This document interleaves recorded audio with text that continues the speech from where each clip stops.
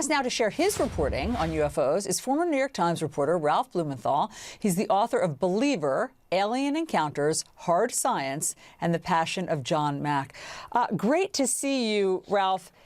This was gripping last night. I mean, your reporting is gripping, but last night's 60 Minutes was gripping. Let me just play again for people in case they missed it, what Navy pilots have seen with their own eyes. Watch a portion of this. It's rotating. My gosh. They're all going against the wind. The wind's 120 knots from the west. Look at that thing, dude. You can sort of hear the surprise in their voices. You certainly can. They seem to have broke character a bit. And we're just kind of amazed at what they were seeing.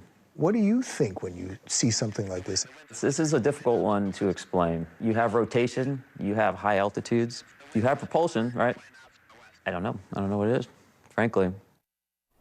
Okay, so Ralph, you heard him there. Basically, we don't have the technology or the even technological know-how to create something that defies the laws of technology as we know it.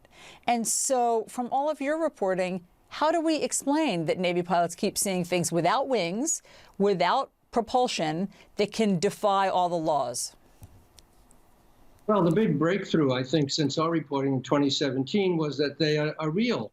For years, they were, written off as psychological constructs, archetypes, hallucinations. And now we know from the Navy, imaging devices, et cetera, that they're real.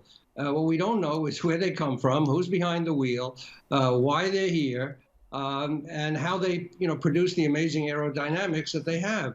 So, the big questions are still out there, but at least we know now for the first time that these things have a physicality, and that's a good start. I mean, it's a game changer, but also, Ralph, is it plausible that this could be from Russia or China, that they would have technology that is that many light years ahead of the United States? Extremely unlikely. The sources that we talk to at the New York Times say that they cannot imagine that an earthly adversary has this advanced technology.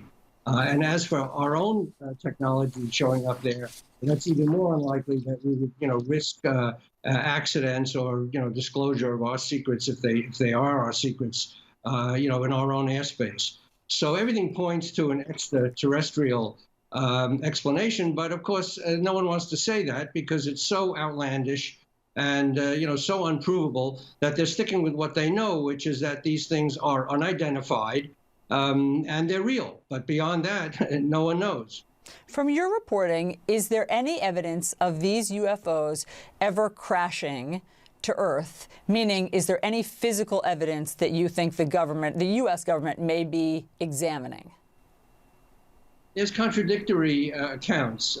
It's highly classified. We touched on it in our last story in the New York Times, saying that members of Congress and congressional committees were briefed on possible recoveries of materials and that possibly some reverse engineering is going on. These stories have been around for a while. They're very, very hard to confirm. As I said, it's all top secret and classified. But there are quite a number of accounts from reliable sources that there have been recoveries of materials, and that may be the next big thing to come out. Okay, so next month, a report is being presented to Congress about some of this stuff. What will it include?